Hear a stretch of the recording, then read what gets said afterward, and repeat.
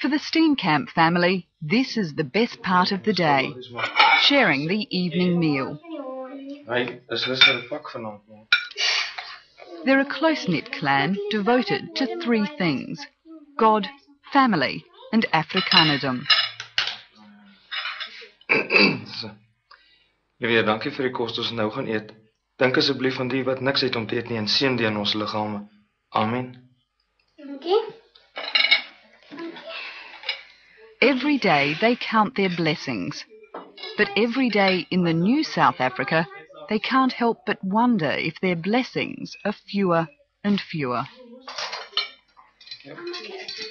Well, every week there's a farmer killed, and the government don't want to admit it, but it's like a war going on, a silent war against the white farmers in South Africa.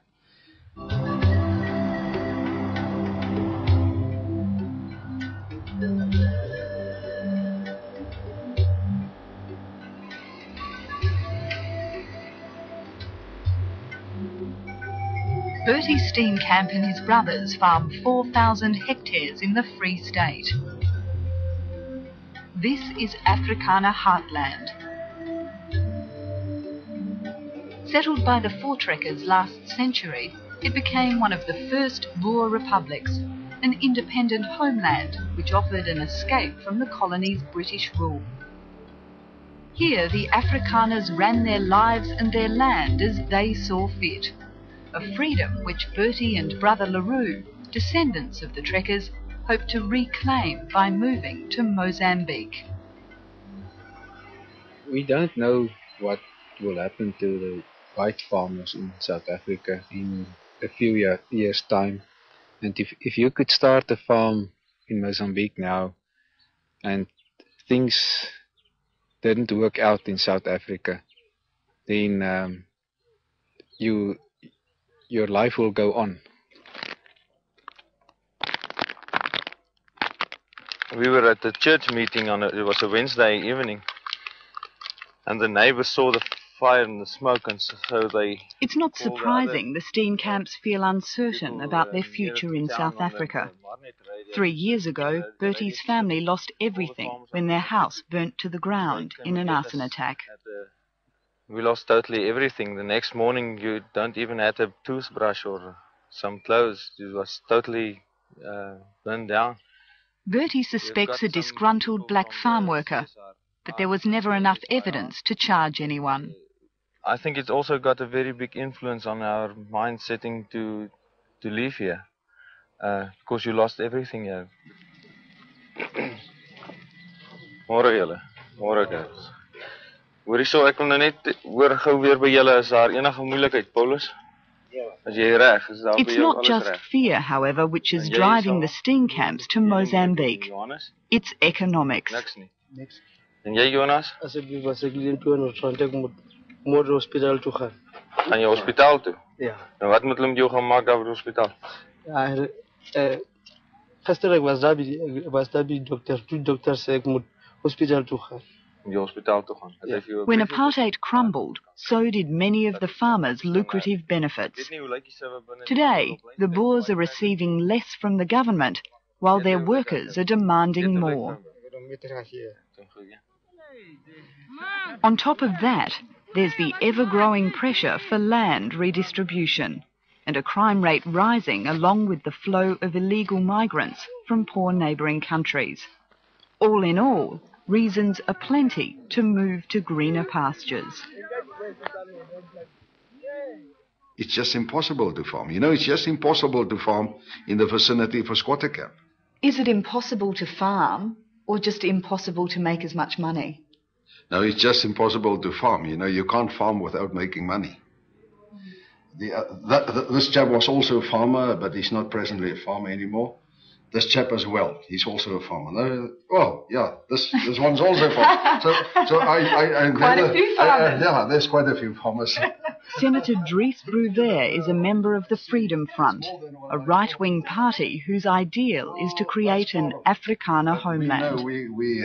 We know you won't get a homeland at this stage for the Afrikaner. And Afrikaner-owned territory at this stage. And so we at least have to start somewhere. Senator Bruver is also head of SACADA, the South African Chamber for Agricultural Development in Africa, the driving force behind the Afrikaner migration to Mozambique. This chap was also a farmer. We are the Afrikaners, are the only white indigenous tribe of Africa. So we are part of Africa, and we will cope with the situation. But this is based on economical reasons, because we don't want our economy being ruined by this influx of people. And we must start to uplift our neighboring countries' economies. Otherwise, you know, this situation,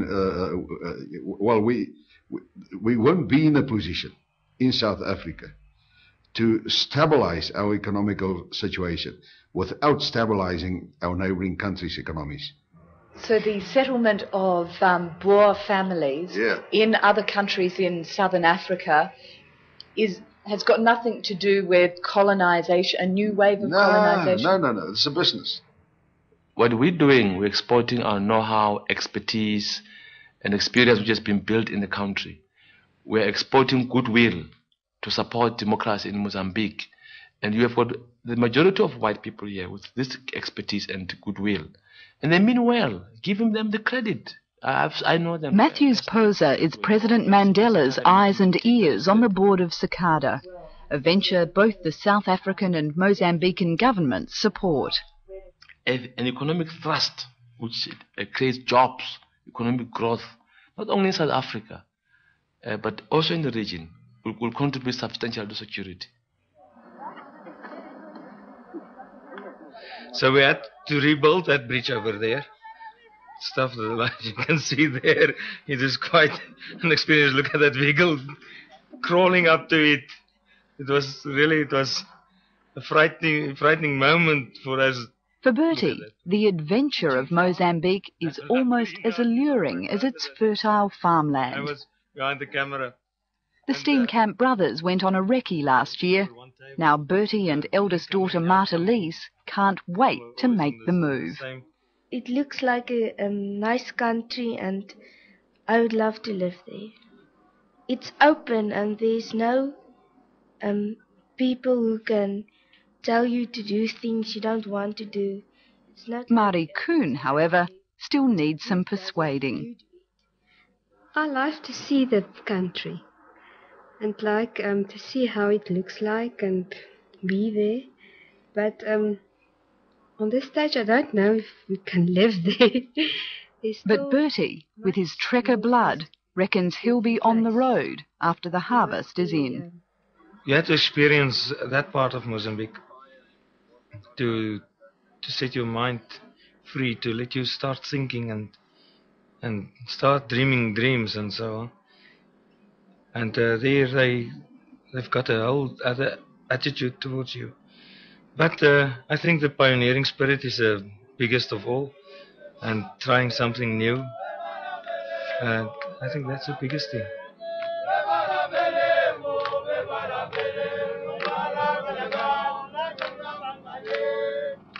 Mozambique is one of Africa's poorest countries, and Niassa, where the farmers are headed, its least developed province.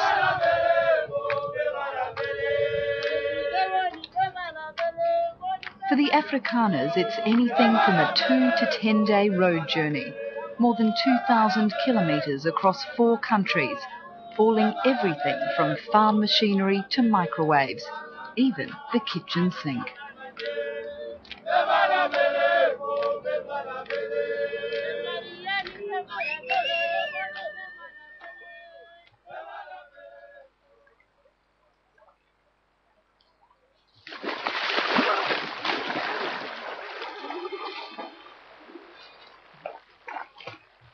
For Bertie Steenkamp, this is the place of dreams, the wilds of Mozambique. For the Diego family, it's already home. About 2 years ago,